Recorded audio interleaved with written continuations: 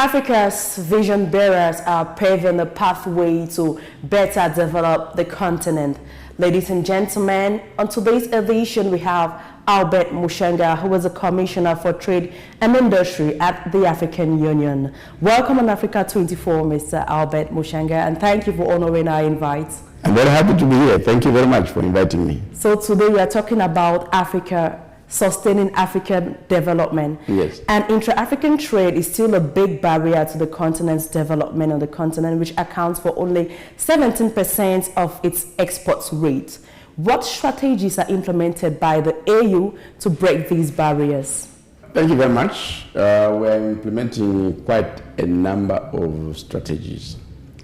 One of them, not the first one of them is to recognize the fact that informal cross-border trade is a significant part of intra-African trade. Some time back, the Brookings Institution in the United States of America came up with a study which shows that unrecorded cross-border trade across Africa accounts for 15 to 18% of Africa's cross-border trade. So that low level of 17%, you add the 18%, which is the maximum. You have the figure of about 35%, which is still not good enough when you compare to regions like the European Union and the other parts like Asia. Now, a good comparison with the European Union is the fact that we are creating an African free trade area, the African continental free trade area. And the Europeans started with the European community. Actually, it was a core and steel board. It became a European community, and now it's the European Union through trade liberalization. So we are embarking on a trade liberalization, and 90% of the goods and services will be liberalized initially, eventually going up to 100%. So we are working on trade liberalization, and we are also trying to mainstream informal cross-border trade into intra-African trade so that we capture those statistics. During this fair, I launched a study on a pilot phase in West Africa on informal cross-border trade. And we are going to use that to do it continent-wide and then mainstream it through programs. So then the third aspect is production. When we look at the productive base of Africa, there is basically focus on the production of raw materials. And it's very, very difficult for Africans to trade in raw materials. So we needed to trade in manufactured goods. So the issue of value addition comes in very, very, very key. And the best platform for that is the Africa commodity strategy, which was adopted by the heads of state and government. We have now started implementing it by promoting value addition across Africa. And what I've been advocating is that to really dynamize the process of value addition, we should also develop human capacities, human industrial skills to produce intermediate goods, so that there's a greater component of value addition across Africa. So these are some of the measures that we are undertaking. And certification is very, very important. Common standards are very, very, very important. So to develop common standards, the heads of state and government adopted the Africa Quality Policy in 2021. On the basis of that, we are developing the Made in Africa standard across Africa, which is going to be rolled out somewhere around between July and December next year. So these are the elements that we are using to liberalize trade. And the African Continental Free Trade Area has been established. It's up and running in Accra, Ghana. and they've come up with a guided trade initiative, which has started rolling out to intra-African trade. Mr. Muchanga, talking of made in Africa actually brings us to small and medium-sized enterprises, which are actually the major booming sector. That's the major half of the economy in Africa. So how exactly can we better channel small and medium-sized enterprises to the betterment of economic growth in Africa? We have what we call the African Union Small and Medium Enterprises Strategy, which has been adopted by the heads of state and government. And through that, we're establishing the Africa Enterprise Network, which is going to really, among others, promote human capital development by SMEs, and also assist them in issues like access to finance, how to protect intellectual property rights, and how to prepare business plans, among others. Most of our SMEs are not able really to grow because of these challenges of lack of finance and human capital development. So we are focusing on those through the SME strategy, which is being implemented at continental, regional, and national levels. Transforming Africa is actually a global powerhouse for Agenda 2063. So what projects are currently going on to eventually make this possible for Africa? Let's start with the first 10-year implementation plan.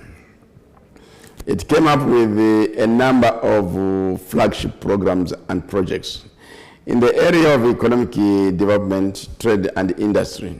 And usually a lot of people see my old position, Commissioner for Trade and Industry. My portfolio has been broadened now. I'm a Commissioner for Economic Development, Trade, Tourism, Industry, and Minerals. It's much broader. So in the first 10-year implementation plan of the African Union Agenda 2063, some of the key flagship programs was establishment of African Union financial institutions. We have made a lot of progress there. The heads of state and government adopted the macroeconomic convergence criteria in 2021. On the basis of that, we are creating the African Monetary Institute. And if we are able to promote macroeconomic convergence among member states through the work of the African Monetary Institute, it's going to transform into an African central bank and eventually be able to come up with a common currency, the African common currency. That's point number one. Point number two, we've got the African commodity strategy, which I mentioned earlier, which is going to promote value addition across Africa. So the key focus areas now is value addition. And we are telling our interlocutors that let us produce at source the products which require African raw materials. And so that is going to be a key element implementing of the Africa commodity strategy. Then the issue of trade liberalization, promotion of trade across Africa. We have established the African Continental Free Trade Area. Now, looking forward, building on this, and I'm focusing on basically the area in my portfolio. Well, Mr. Muchanga, you have talked about a lot of projects that the AU is actually implementing. And I know there are thousands other out there that are actually being already effectuated on the field. Yeah. But we actually want to understand what are the main challenges in implementing all of these projects in most African countries. Yes, which is now the next focus of the area, one of the focus areas of the African Union Agenda 2023, domestic resource mobilization. We need to generate, because the African Union Agenda 2063 is very clear. So it's to fully implement the African Union Agenda 2063. 75 to 90% of the resources required for its implementation must be mobilized domestically. So going forward now, we are giving a lot of emphasis on domestic resource mobilization, enhancing the capabilities of tax administrations across Africa to be able to raise tax revenues, minimizing the use of tax incentives when we are promoting foreign direct investment, because in quite a number of cases, tax incentives translate as loss of revenues, and also elimination of illicit financial flows. So that's one of the basic challenge. Then the other challenge is the fragmented nature of the African countries and economies. And we are defragmenting them, coming up with a very robust infrastructure development program, which is the program on infrastructure development in Africa, PIDA, which is implemented by AUDA and NEPAD. So we are removing those fiscal barriers. And of course, we are removing tariff and non-tariff barriers by creation of the African Continental Free Trade Area. So these are some of the challenges that we face, and we're addressing them.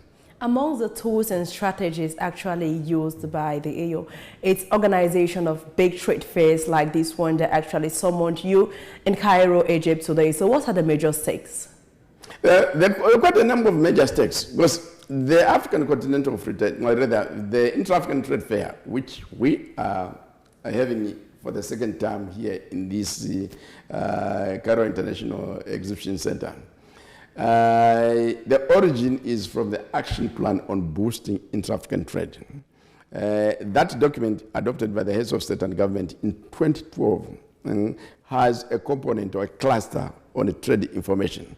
So when you bring in exhibitors, when you bring in buyers and sellers, when you bring in people to dialogue, there's a process of information sharing, networking, and so forth. And that can translate into business transactions. So the Intra-African Trade Fair is a key platform on promoting exchange of information among participants. Thank you very much, Mr. Muchanga. So before we actually wrap up the interview, I would like you to emphasize on how exactly most African countries can ameliorate their policies in order to spur development in the continent. One, I always tell the policymakers and the business people across Africa that your new domestic market is the African Continental Free Trade Area. So when we are undertaking policy making now, and when the investment decisions are being made, we would like them to be made in the context of how to satisfy a market of 1.2 billion people. That is key. Number two, within the premise of economic integration, Africa is stronger speaking with one voice. In the international arena, we must speak with one voice. And an opportunity has been created for us by the admission of the African Union into the G20. So when we make our contributions there, we'll be speaking as Africa, as the African Union, with one voice. Do you really think that Africa is actually lacking in a particular sector in order to better enhance its economy? Lacking? In a particular sector of activity? Well, the key challenge has been value addition. Africa is the richest region in the world, and this is by the Economist magazine, in terms of natural resource endowments, and the poorest in economic development. Why? Because we are not adding value to our natural resources. And that's why we are saying let us industrialize so that we add value to Africa's vast natural resources.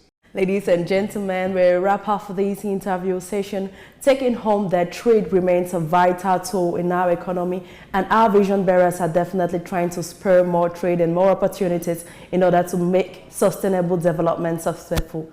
Mr. Muchanga, Albert, thank you for having me. Thank you very much. A pleasure. Thank you very much. All the best. Stay tuned on Africa 24 for more programs.